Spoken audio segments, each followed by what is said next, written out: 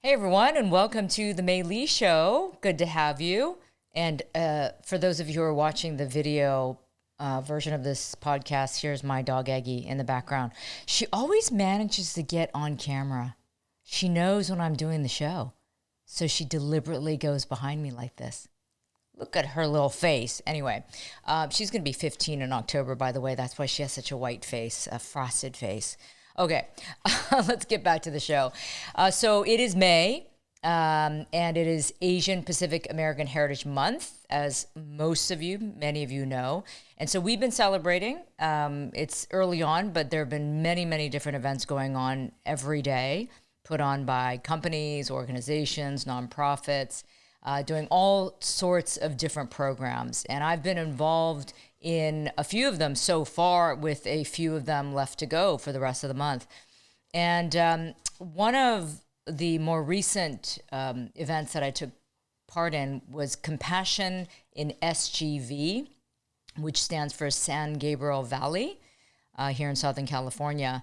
And this is a nonprofit group, very grassroots, that started about a year and a half ago, and they had their first rally last year, which I participated in and spoke at. And so they asked me to come back, and I was very happy to do so. I'm always someone who wants to support true grassroots organizations who are doing it voluntarily, with no glory, not seeking fame. They're doing it because they care, and they care about the cause.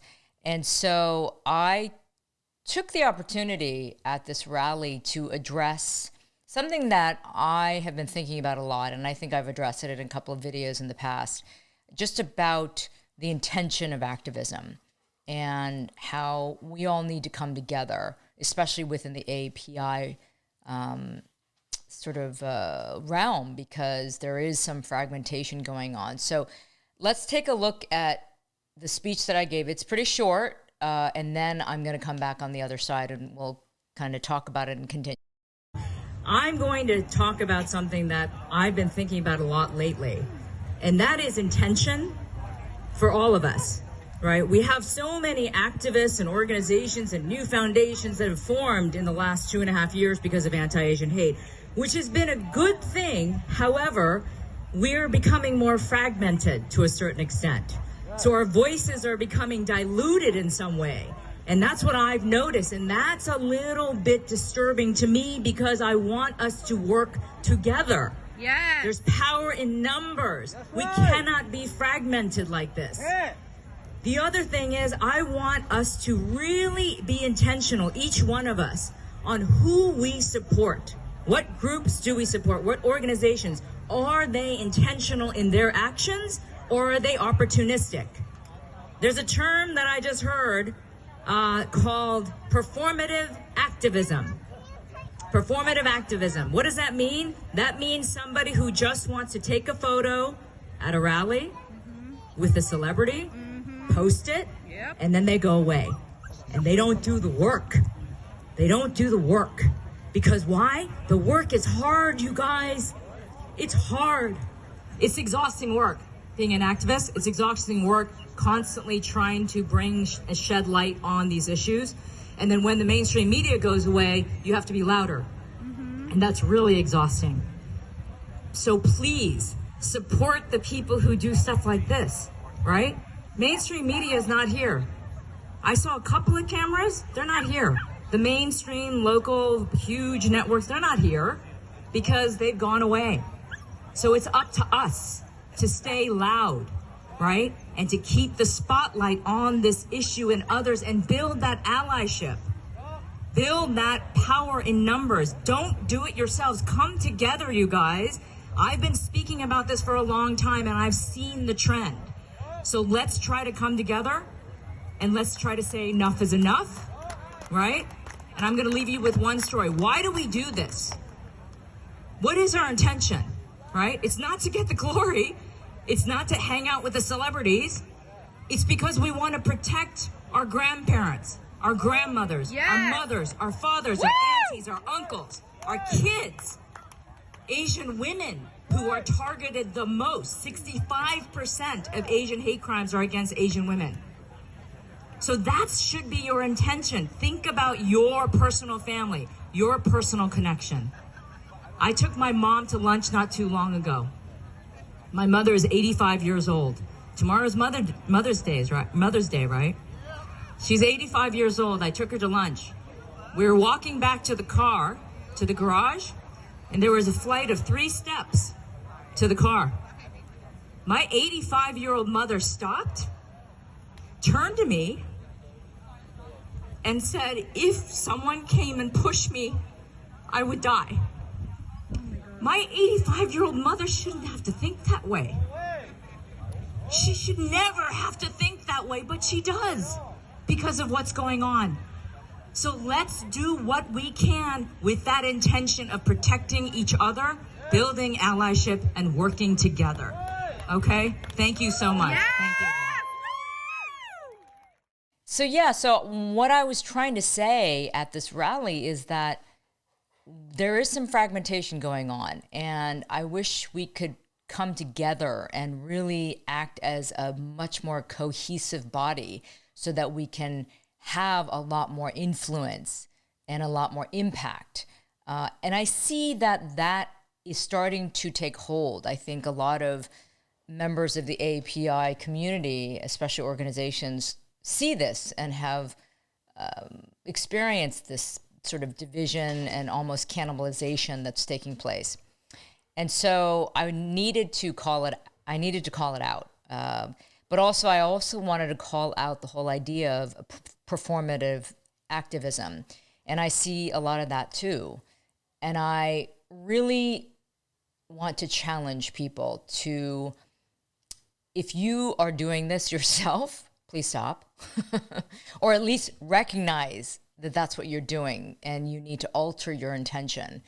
And if you see that also happening, if you're witnessing yourself, maybe also call it out and help that person recognize what they're doing, that it's more opportunism rather than true intentional activism, where it is for selfless purposes rather than selfish purposes. I think that's something that's really important. And I looked up the definition of performative activism, and it says, is activism done to increase one's social capital rather than because of one's devotion to a cause? It is often associated with surface level activism, referred to as slacktivism, which is an interesting term as well. So whatever you want to call it, let's try and tone that down a little bit and move through the world and forward with more positive, authentic intention. But the other speakers at this rally certainly were not performative activists. People like Jason Chu, Connie Chung Jo were there, Kim Sara, Jack Liang, and William Lex Ham. And some of these folks I had never met face to face, even though we know of each other, we follow each other on social media and things like that. But I had never met a lot of them face to face until this rally. So it was great to finally connect in real life. And William Lex Ham has been very vocal about all of the anti-Asian hate that's been taking place and the xenophobia. And he's based in New York, but he happened to be here in LA, and so he was able to join us for the rally. He did something that was really, really pretty powerful at this rally. There's a T-shirt that was designed by Jonathan Chang, who I don't know if you guys know, he's the artist who has been doing all those portraits, the digital portraits of all the victims of the anti-Asian hate crimes. And so he was there too, but he had designed a shirt, proud AF to be Asian. AF standing for, as you know, as fuck. Proud as fuck to be Asian, but it was AF. Anyway, so William had brought several of these T-shirts, and he asked the crowd, whoever is willing to come up on stage to say, I am proud to be Asian, you get a T-shirt. And he started with the kids, and then other people joined in. But they did a compilation video of that moment at the rally, and so here's that. I want you to see this. It's really quite moving. Hey, who's proud to be Asian? Whoa! To tell all the people here, okay, that you are proud to be Asian. Can you do that? Okay, tell them all. I'm proud to be Asian.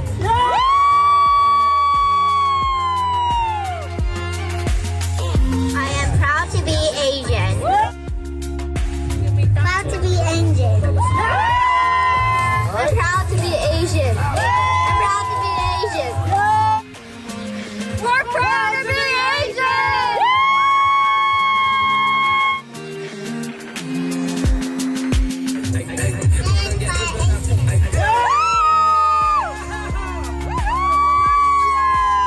I am proud to be Asian. I'm proud to be Asian. This is an iconic shirt and design made by Jonathan Chang, JDS Chang, who's made all these portraits. Can be really shared across like our community. So thank you so much, Jonathan, for all the work that you do. We are proud to be Asian! And I'm proud to be Asian! Please tell the park that you are proud to be Asian. I'm proud to be Asian. So yeah, there's something so powerful about people declaring, especially little kids, declaring that they are proud to be Asian. And that's something that we weren't willing to do back in the day because we were hiding. We were trying to keep to ourselves. We were also made to feel that we shouldn't be proud to be Asian, that we should feel embarrassed. Because we were made fun of, we were bullied, and we were treated as the other and treated as the perpetual foreigner. So never would I ever imagine children getting up on stage in front of a mixed crowd saying, I am proud to be Asian. I certainly wouldn't have done that when I was growing up in Ohio. So there's something very, very powerful about instilling that notion, that idea of identity and being proud of that identity into young minds. At that age, so that they can carry that with me and truly live it, feel it, and be it, right? So thanks so much, Wealth, for doing that. That really was incredible, and I'm so glad that Compassion SGV wanted to do that as well. So, you know, I want to take an opportunity in this episode. I hope you guys don't mind. It's just going to be me just talking, so I won't make it too long. But I wanted to highlight some things in this episode that are based on a lot of reports and surveys that have come out lately about Asian Americans.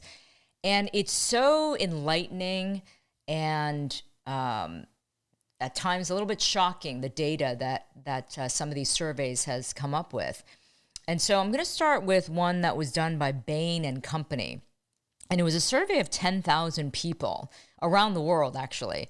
And so what it did was it examined industries in 7 countries, so spanning North America, Europe, and Australia. So Bain Company is a management consulting company. So what they found in this survey was that less than 30% of employees across all demographics, including straight white men and women, reported feeling fully included at work. Less than 30%. So that's not a great number. But when it came to Asian men, they were at the lowest end of the spectrum at 16%, followed by Asian women at 20%. So 16% of Asian men and 20% of Asian women felt fully included at work. That was the lowest of any demographic that was surveyed. So there was an overwhelming feeling that their opinion wasn't being heard or valued or supported. So it really does kind of show that Asian employees really don't feel included, in their workplace. And then there was another survey that was conducted recently, and that was a survey of 88 S&P 100 companies. So these are very large companies. So it's found that 1 in 45 white men and 1 in 60 white women are executives at these companies. But then 1 in 96 Asian men and 1 in 127 Asian women are executives. and that's on par with Black and Latinx women.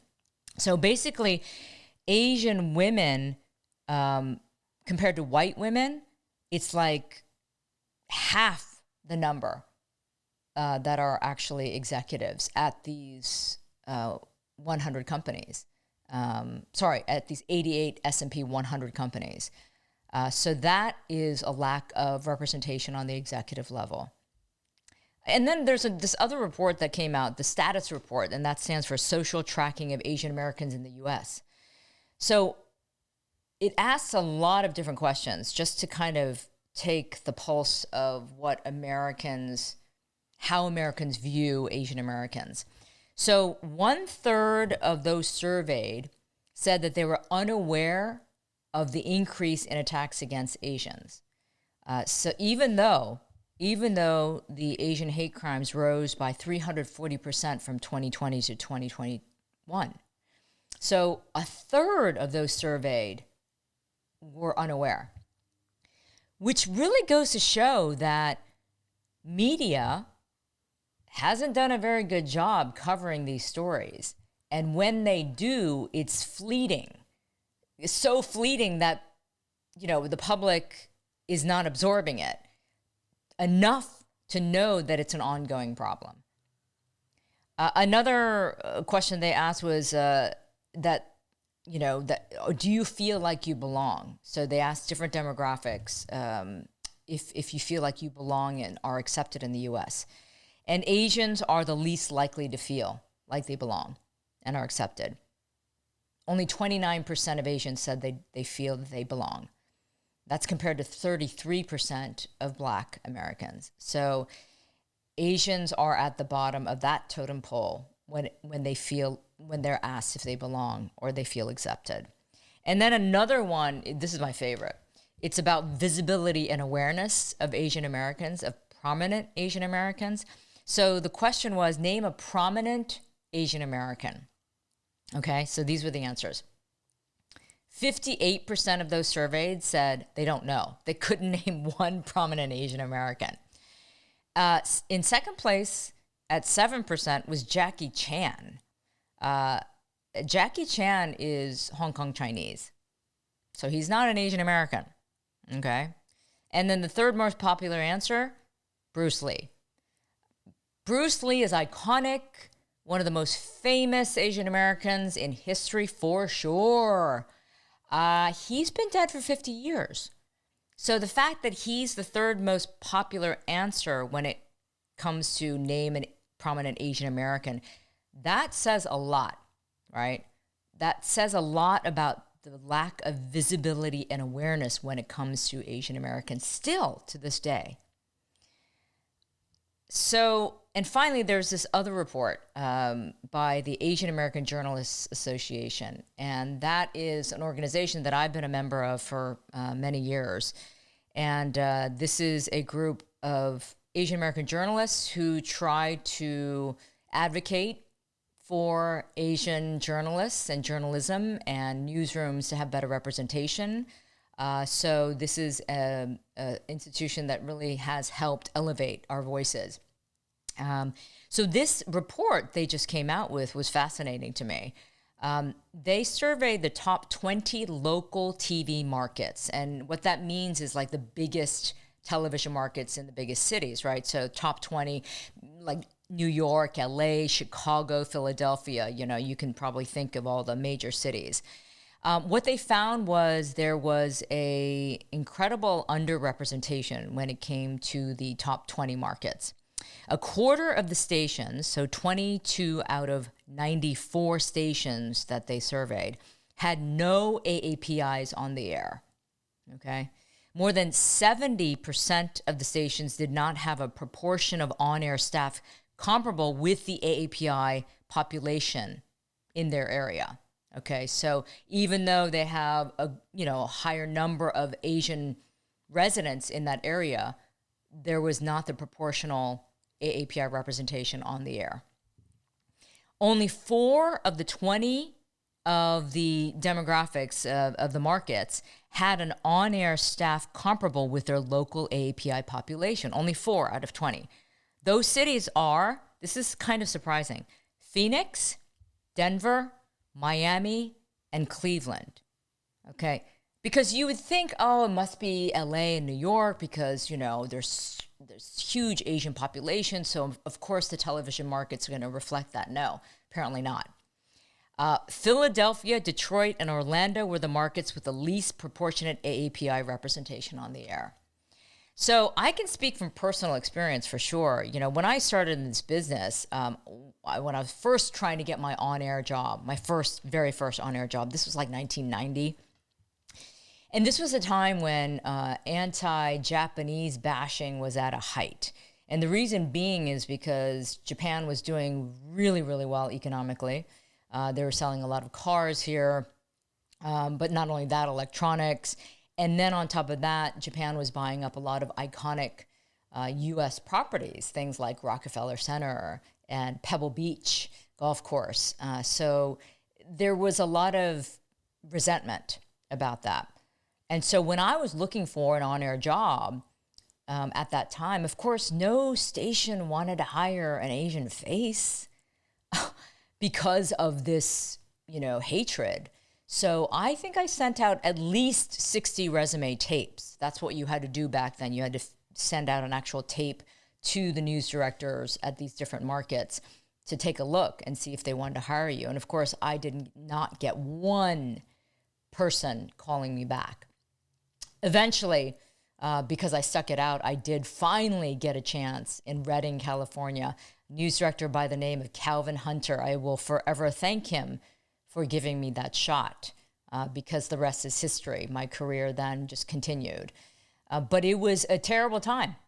So for me, I know that no market wanted to put an Asian face on their airwaves. But, you know, it was a challenging time. And to see that the survey, this recent survey, is still showing that there is this underrepresentation of AAPIs is disheartening. And this is just local television markets that they were surveying. I have been watching the network level TV news for a long time and tracking their AAPI representation for many, many years, obviously because I have a personal interest in this. And having been on CNN and CNBC and ABC, I paid very close attention to what other AAPIs were at that level because there weren't that many of us. For a little while, though, representation was pretty good on the network level. You had a few high-profile positions filled by Asian American anchors at different stations, including, you know, like the CNNs of the world and ABC News. But it started dropping off. And I noticed that. I really started taking note of that. I'm like, what is happening? Where are all these AAPIs going and why aren't they being replaced with others who can be, you know, show that representation? And sure enough, the numbers have not come back. And it's fallen off a cliff, pretty much. And the Asians who are on the air on the network level, they are correspondents, which is no small thing. So I'm certainly not dismissing that level of success. But we're not seeing any anchors in the big show. They're not sitting in the main anchor chairs. They're not sitting in the hosting chairs for the morning shows. And when they are anchors, unfortunately, they're relegated to the weekends. And that, just inside baseball, okay? Weekends is when you see more people of color on the news. It's just a fact, you guys. I'm just telling it like it is. I've been in this business for over 30 years, so I know how it works. And so again, like I said, it's disheartening to see that there is this incredible lack of representation and this underrepresentation. So I hope you all pay attention to this and you see that you are not being reflected when it comes to some of these organizations. And you should demand for better representation because it's not because there's a shortage of good AAPI reporters and anchors. That is for damn sure. There are a lot of them out there. and they're very talented, but they just need to be given the chance. They need to be given that open door. And I hope that newsrooms and executives and decision makers start paying more attention to that, because I don't know why it's dropped off, but I hope that more pressure, more reports like this from AAJA will help change some minds and put some, puts a spotlight on this issue. So it's so fascinating to see that these reports are still showing that we have a lot of work to do on the executive level in corporations when it comes to visibility and awareness of Asian Americans, when it comes to feeling a sense of belonging and acceptance for Asian Americans. It's still low. So we need to do the work, right? We can't, going back to the idea of the performative activism, we can't do that, right? We can't just scratch the surface and then take off and think the job is done. The job is not done. In fact, we have to keep pushing forward. And May being Asian Pacific American Heritage Month, yes, it's just 1 month out of the year. And I always joke saying, wow, we get recognized only 1 month out of the year. But if I want to look at the glass half full, let's take the 1 month, the solid month, and try to shed as much light and attention, raise as much awareness, be loud, speaking up, speaking out, and educating and building those bridges of understanding and awareness, and coming together and using our power, our voices, our influence, because it is growing, right? So let's do what we can during the month of May and on. Of course, we continue to do the work. But if people are paying more attention because it's May, then take advantage. Let's take advantage of that and do what we can to push our cause, push those issues, and incite some change, right? Permanent change. So that's it, folks. That's the episode. I just wanted to highlight some of these interesting data points, some of these new reports. Look into it more. It's all online. Look at these reports, read them thoroughly, because there's a lot more in there. I just gave you some bits and pieces, but it's all available for free online. So just Google it, aaja.org. You can go to TAF.org or look for the STAATUS report, STAATUS report. That other survey was by Bain Company. And then the survey of 88 S&P 100 companies, I believe it was done by USA Today. So look that up. But that's what we need to do. We need to educate ourselves, so therefore we can move forward and educate others around us. Okay? All right. Let's keep celebrating during the month of May and beyond. Take care, everyone.